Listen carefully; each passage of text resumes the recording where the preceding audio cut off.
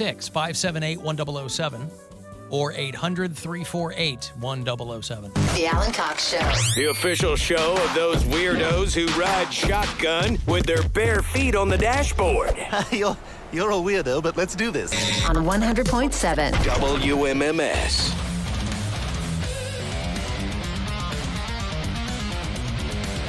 Starting to see people file over to Progressive Field for the Guardians game tonight. It's the last of the 4 games against the Detroit Tigers.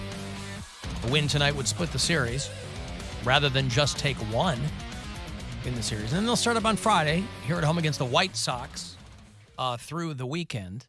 They also announced, maybe you're saying to yourself, I don't give a fat frog's ass about that. I'm thinking about basketball. Oh, yeah. They announced the 2022-23 campaign will start October the 18th, I think, October the 19th, I think might be the opener.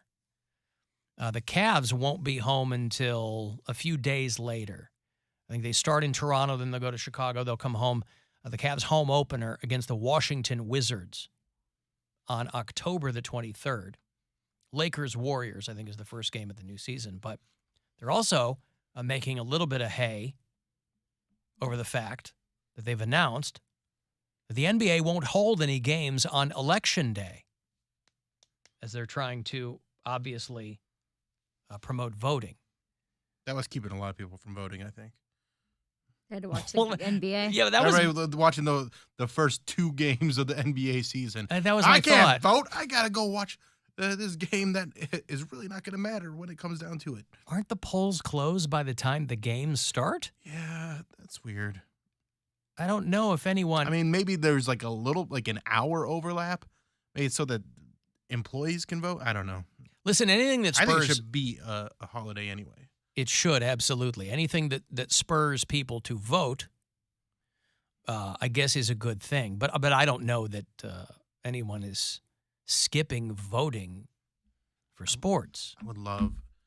But imagine voting as a holiday, especially if you did a mail-in ballot and you're just like, I get a Tuesday off. You go to work Monday, and then you get Tuesday off, then you got to be back at work on Wednesday. Screw up your whole week. Yeah, but I love it. I think I'd still come in. Of course you would. Annoying. Oh, come on. I still want to work. I love work. You know how Captain Fun has fun by working hard. I don't. That is true. I work hard and I play hard. That's how Captain Fun lives. So anyway, there will be no NBA games on Election Day because I guess that's a interesting PR move for them. You know, I want to help stem the tide of MAGA fascists, but the Knicks are on. Oh, darn. If only. Get to the Poundcake sports break, by the way. Speaking of which, Speaking of MAGA fascists. Yes. MAGA phantoms. You can leave us messages, too, if you listen on the iHeartRadio app. A little talk back button there. You can drop us a little message. Hi, I'm Alan Cox, and I don't remember the Muppets and Sesame Street crossing paths.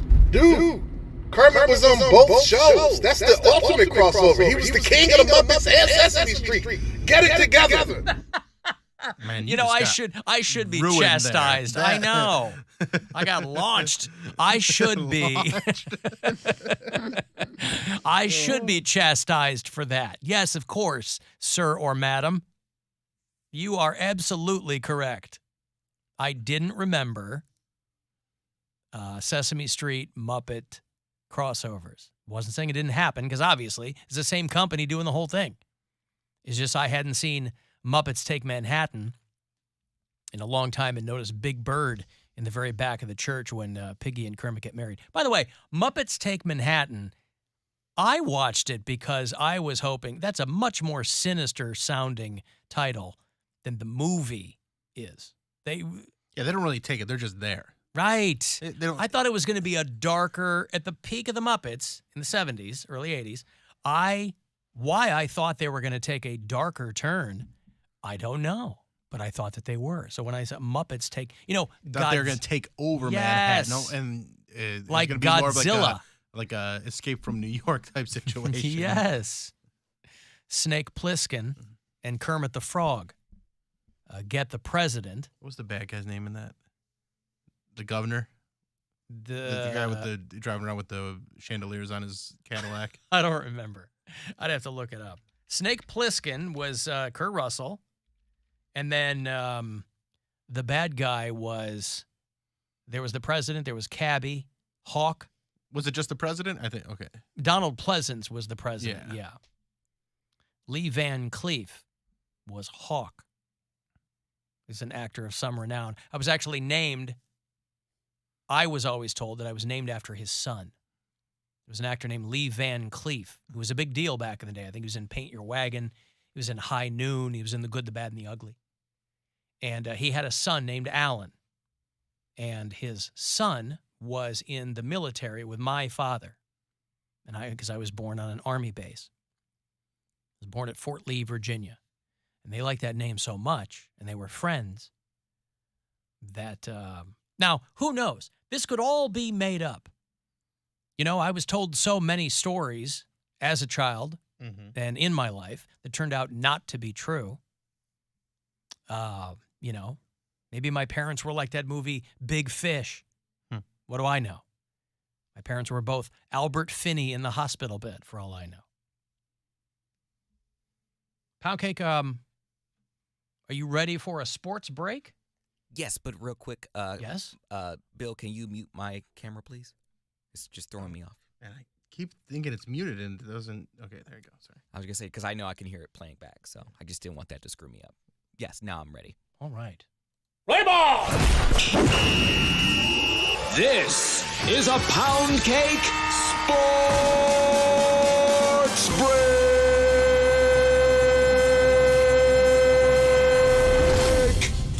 In the headlines today, Monty Teo is coming out public. Monty Teo? I knew I was going to butcher do it. Go ahead. Okay, it's coming out publicly, but it's not for what you think. He took a page out of my book and revealed that his significant other, who died back in 2012, didn't actually die because she didn't exist. That's right, it was one big hoax. And Monty is saying he met the Stanford student once before. He's now circling back and saying that was false. And in fact, it was when he went to a Jay-Z concert, he decided enough is enough and it's time to heal. Move over, Drake. Jay-Z is taking yet another job. Monte will reveal his side of the story in an upcoming documentary, of course, Untold, The Girlfriend Who Didn't Exist, that will hit Netflix this coming Tuesday. I can't wait to see that. Also, Mary, looks like you've got some competition. NFL Hall of Famer Deion Sanders is now feeling complete on his 55th birthday after being given a gag gift of wearable toes. Deion, who had two toes amputated earlier this year, said, "Y'all got jokes, but I feel complete now." Now that he's got some rubber toes, some rubber feet, Deion, I say you put those puppies on OnlyFans and let those little piggies buy you a new home. And lastly, rugby player Corey Norman was caught red-handed touching the taint of an opponent during a tackle last week. The footage shows it all. The dude did it, and he did it vigorously with a smile. Upon replaying the footage, the league decided to suspend Norman for 8 games and make him pay a $600 fine because his behavior was completely unacceptable. Now that's how you do it, NFL. And that, ladies and gentlemen, concludes this Poundcake Sports Break. Play ball! This is a Poundcake Sports Break!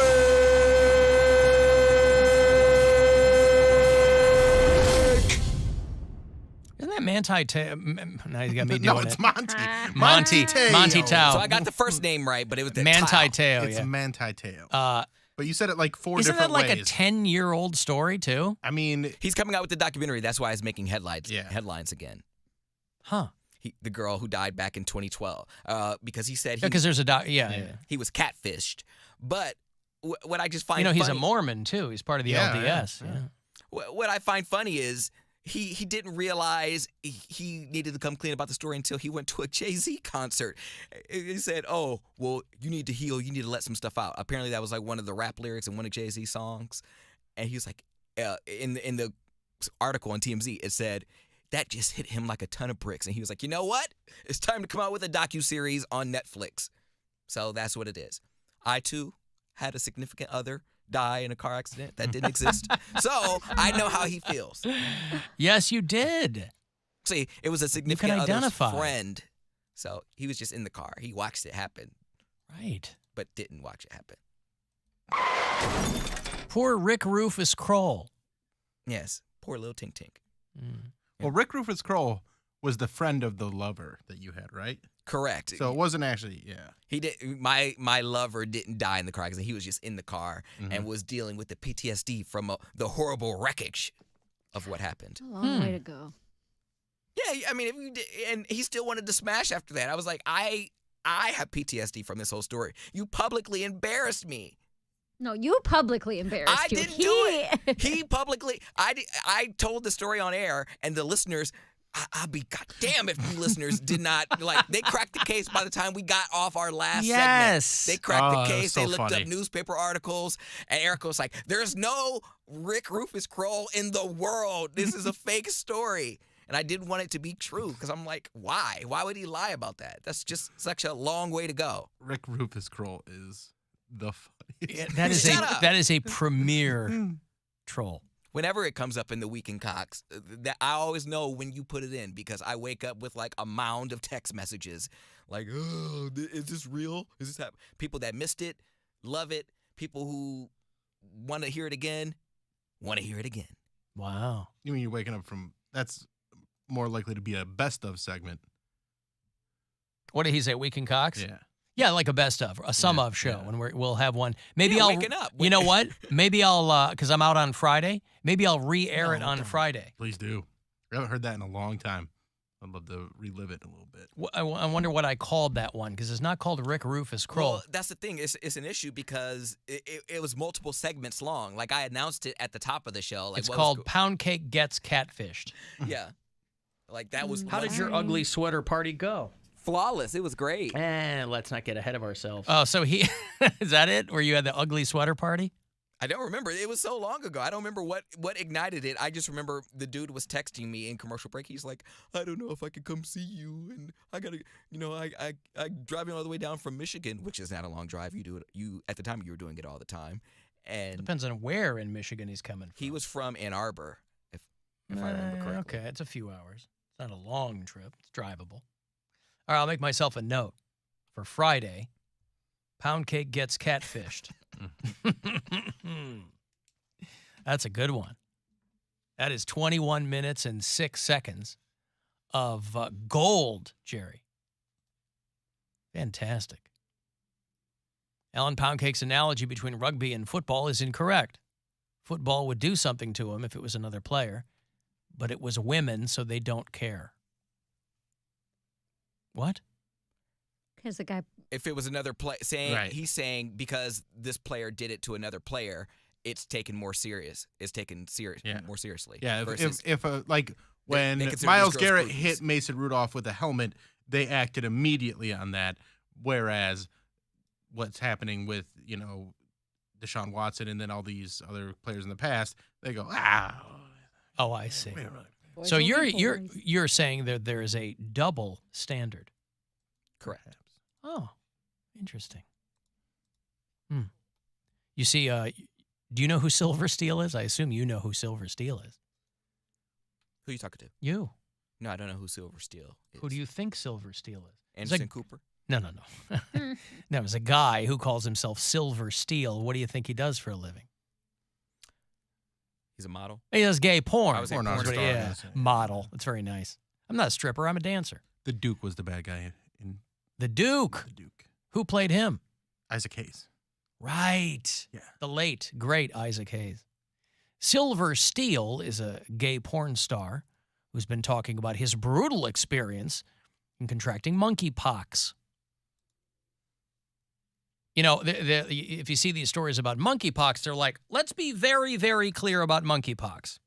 It is not technically a sexually transmitted disease, but that is how it is being spread.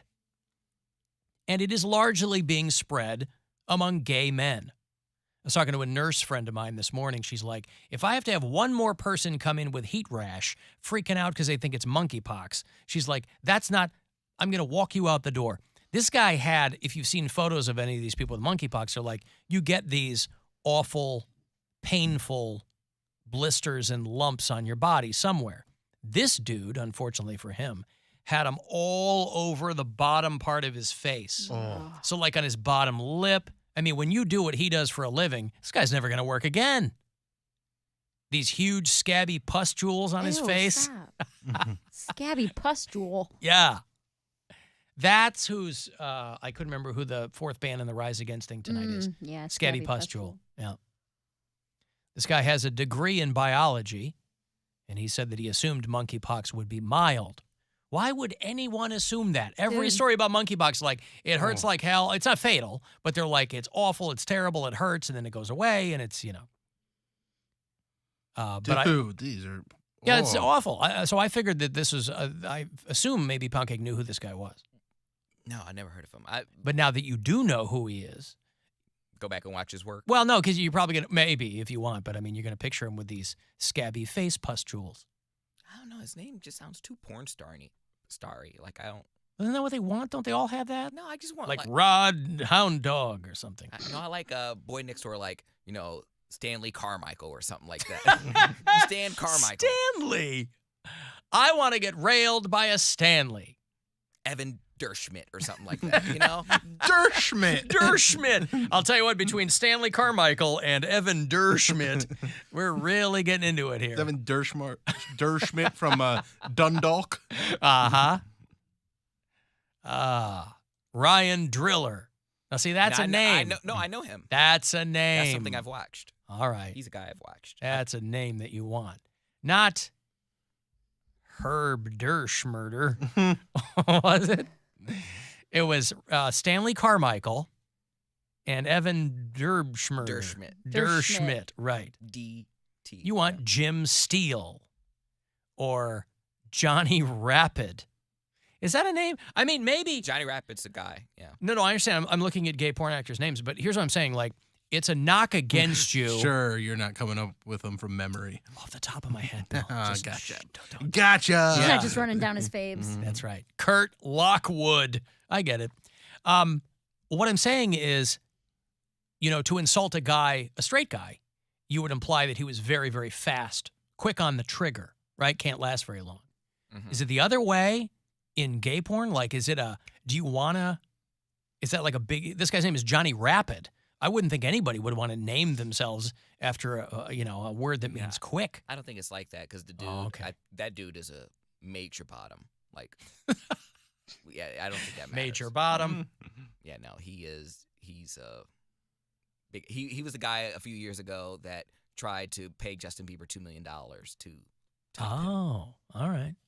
Well, it must be cutthroat to be a male gay porn star because you're just trying to, like females in straight porn, got to be cutthroat. Well, it's the same thing. The gay porn stars, the only big ones are the ones that do everything. But they're all trading their fasting regimens with each other. The biggest ones are straight gay porn stars. So they're straight guys, but they're gay for pay. Gay for pay. So those guys are the most popular because like Simon Rex. Like I can't believe he would do stuff like that. And those people can exist anywhere. They exist on OnlyFans, so you don't necessarily need a studio anymore. So I agree with you when you say the age of the porn star is gone. It really is because anyone could be one. You know who's on this list is Luca Magnotta. Remember that name? He was the guy in Canada, that Don't F with Cats documentary. Oh, yeah. Years ago, this guy that murdered the Chinese exchange student and put his body parts all over the city, and they were trying to track him down. He posted the video of him killing the guy for a while, I think. I got to take a break. If you'd like to text in here for anything, 35192. You can leave us messages as well. If you're listening, you can do that anywhere on the iHeartRadio app. The Alan Cox Show on 100.7 WMMS. Rover's Morning Glory. I actually saw this with my